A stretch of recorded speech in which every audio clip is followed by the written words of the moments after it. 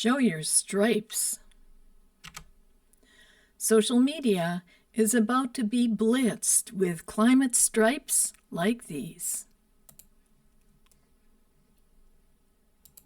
Hi, I'm Michelle Sterling for Friends of Science Society, and yes, I'm all prepared for Show Your Stripes Day, although the stripes I'm showing are quite a bit different than the ones you'll see floating around on the internet. Of course, there's a big heat dome coming up across most of eastern North America, and all of the climate alarmists are predicting that this will be the worst, hottest, most deadliest ever thing. And for many people, it will be somewhat dangerous. That's true. If you're elderly, if you're a baby, if you're ill in some way, certain prescription medications, you might find that it is very difficult in this heat dome. But it's a heat dome. It's not the end of the world. And if you freeze a bottle of water, or a few of them like this, then as it melts during the day, you can, place it on your neck or on your wrists, and you can pop the lid open and you'll have a nice cold drink. So you can have a few of those in your fridge, and that's a very economical kind of air conditioner. So I wanted to go through the stripes with you today and discuss some of the ways that data is manipulated by the climate alarmists to scare you. And I've got quite a few colorful graphs for you, and no colorful metaphors. So here we go. So as you can see, there's really hot red here. That would suggest that things are getting awfully warm. And this all looks rather tame and cool, doesn't it? Looks like it was almost, as they say, stable. Was it stable? And all of this is no time, just in time for the killer heat dome. And here's Ryan Maui. CNN blames climate change for the brutal heat wave underway across the United States. And it's no doubt just in time for the killer heat dome. Shh, don't talk about the cold part. So here's Ryan Maui explaining that the heat map shows historic and brutal heat wave caused by climate-fueled heat dome. Temperatures across the Great Lakes and Northeast will be up to 17 degrees Fahrenheit above normal for mid-June. Atlanta will be an incredible 3 degrees Fahrenheit above normal. Also, Montana will be 24 degrees Fahrenheit below normal. Yeah. So no one's talking about this part. They're all talking about this part. And even the BBC does it. How odd. BBC Weather makes a point of commenting on how hot above temperatures are in the eastern U.S., but exclude how cold below average it is in the West. Go figure. And what do you know? 30 centimeters of snow in Alberta, June 18th, 2024.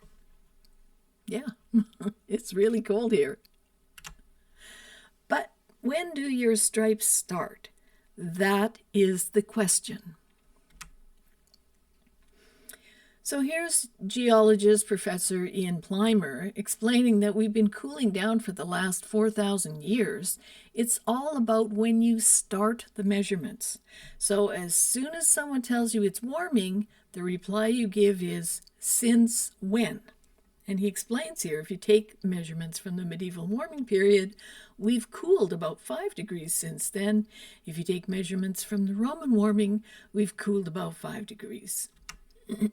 So here we see the stripes are featured on the cover of Greta's book, The Climate Book.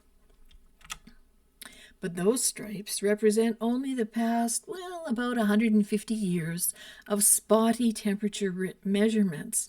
And you can see here that these were the temperature stations, monitoring stations prior to 1860. Hardly a global, equidistant kind of coverage, is it? And the IPCC made this guilt-inducing stripes graph. So they have a very similar kind of stripe arrangement here. And then after 2020, of course, they're telling our children that things will be global boiling. when even though they admit it's impossible to predict future climate states. And this is what they actually said. In climate research and modeling, we should recognize that we are dealing with a coupled, nonlinear, chaotic system, and therefore that long-term prediction of future climate states is not possible. But here's a different set of stripes. And this is from our president, Ron Davison. So he has this posted on his website, Climate Change in Music, and it's under Stripe Charts Temperature. Now, what he's done here is he's taken temperatures from, say, the Little Ice Age here, and then he's created an anomaly chart. So this white line is the line for our current temperature, which is about 15 degrees Celsius on planet Earth. And this is the temperature curve, which is an average of the Winter et al. Arctic average and Dome C Antarctica. So this is the Holocene. So this is the past 12,000 years or so. And you can see that at some point it was actually rather cold, and then it got rather warm, very warm. Then it got chilly again, then it got warm again, chillier, warm, warm, warm, warm, pleasant, warm, warm, warm, warm, but getting chillier all the time, and very chilly down into the Little Ice Age, and then back up into our modern temperature record. This is where we are. So you can see there's a cyclical pattern here. And as he asks, I wonder why they call it a climate optimum. So this is a rather complex graph, and I suggest that you look at the actual document and read through all the detail, because I'm not going to read all of it. But this variation of the temperature stripe chart extends the exercise over the Holocene interglacial warm period and puts the 170-year 1.07 degrees Celsius temperature rise out of the Little Ice Age in perspective. Modern humanity developed from hunter-gatherers and small agricultural societies to the modern society that we live in today. That development would not have been possible without the warmth of the Holocene climate optimum and the other significant warm periods, Minoan, Roman, medieval, and current. And here's another graph. He loves these kinds of graphs, and they're great, but you do have to take a bit of time to study them. So this is the Cenozoic temperature data chart. And he's saying the idea that we're living through a period of dangerous heat and headed for an inevitable heat-induced extinction are ludicrous. We're literally living through the Pleistocene Ice Age, luckily still in the modest warmth of the Holocene interglacial.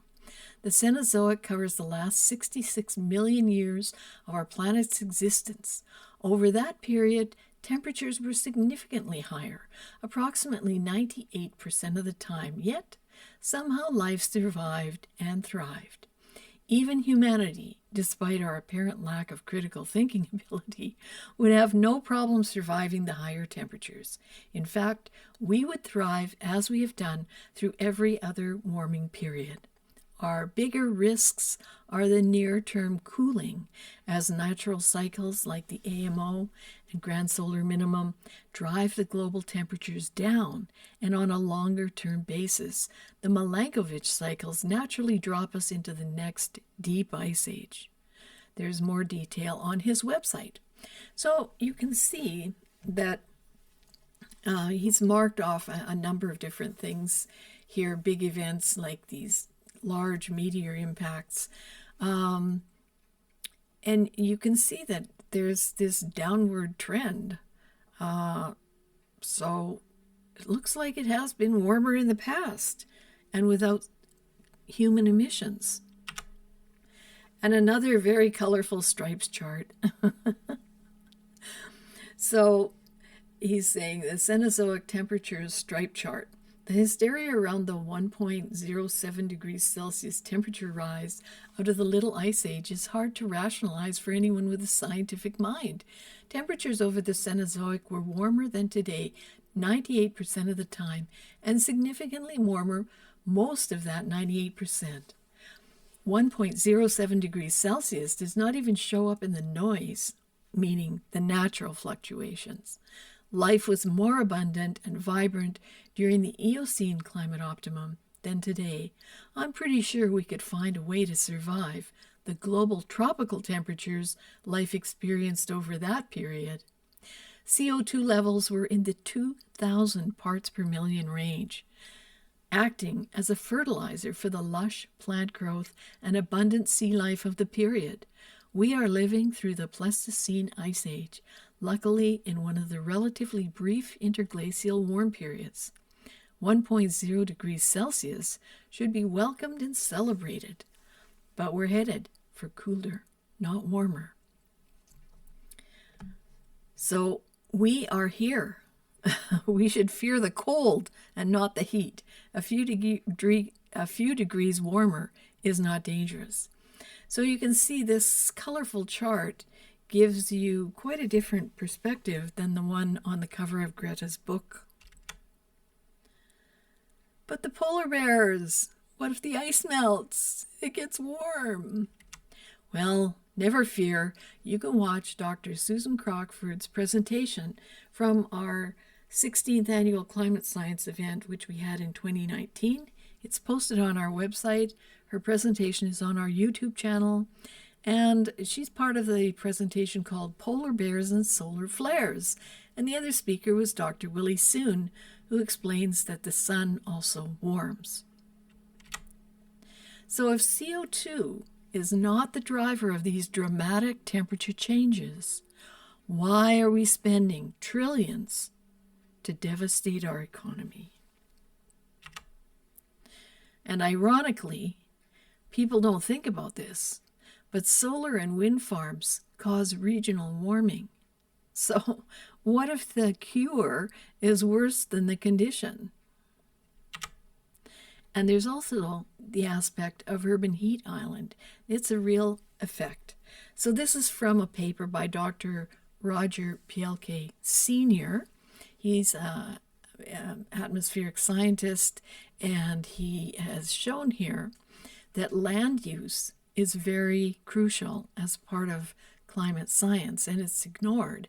But he shows here that the city of London, England, in the center can be 11 degrees Celsius, while out in the country it would be 5 degrees Celsius.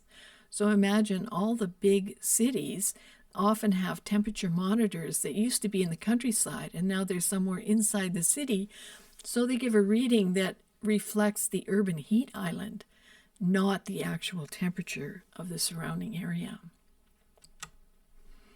And another place you can look for more information on the stripes is John Robson's Stripes video and discussion on Climate Discussion Nexus. He's also got some t-shirts. They're a little different than mine, but if you like these kind of stripes, you can get a t-shirt from him. And Clintel's 1,931 scientists and scholars who are signatory to the World Climate Declaration agree that there's no climate emergency. So, as soon as someone tells you it's warming, the reply you give is, since when? Show your stripes? See the warming? Since when? If you'd like to see a full presentation by Dr. Ian Plimer, we have one on our website, and it's called The Past is the Key to the Present. So you can see his presentation, and you can also see his PowerPoint on our website under Library and Past Events.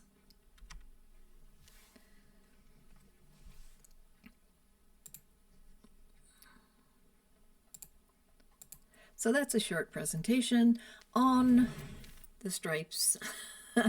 There's going to be a lot of stripes floating around on the internet, especially June the 21st. That's their big day for Show Your Stripes. So you can show your stripes too. You can get a t-shirt from John Robson's website. You can make your own. Actually, I made my own. I just went to one of those single print shops and got them to print up the set of stripes that I wanted. And What's most important is that we shouldn't panic. All the alarmism that's going on about the heat dome, you know, people are more psychologically terrified than they are doing practical things. So do some practical things. If you're going to be under the heat dome, prepare some water bottles and freeze them. You have to pour out a bit of the water before you freeze it because it will pop the lid otherwise. So freeze some water. Then you have cold water. You can put it on your wrists. You can put it, your armpit or whatever on your neck. It's very cooling. It's very helpful as a personal coolant. And you have cold water to drink throughout the day. So, and be aware of where cooling stations are if you happen to live in an apartment that's going to be way too hot for you. And just take normal precautions. So don't let the climate alarmism drive you crazy, because it's doing a lot of that to little kids and young people. As I've shown you, that chart from the IPCC that forecasts an unlivable future actually contradicts exactly what the IPCC said about their climate models, that they cannot predict the future.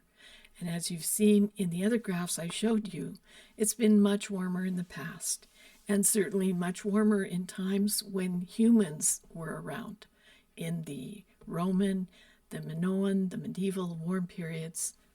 Humans flourished in these warm times. So calm down and have a lovely summer. For Friends of Science Society, I'm Michelle Sterling.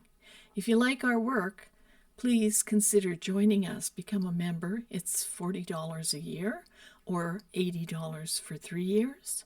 And if you can, please send us a donation. We have never monetized our YouTube channel. So of our 40,000 something subscribers, if every one of them sent $1, that would be very helpful to us. We're a very small nonprofit. We're run by volunteers, and we don't take money from government. We don't represent any industry, and we work on a shoestring budget. Most of our donations are under 100, but we'd be happy to accept one that's over 100. We'd also be happy just to have you share our material. So thanks very much for watching. For Friends of Science Society, I'm Michelle Sterling. Like I said, have a great summer.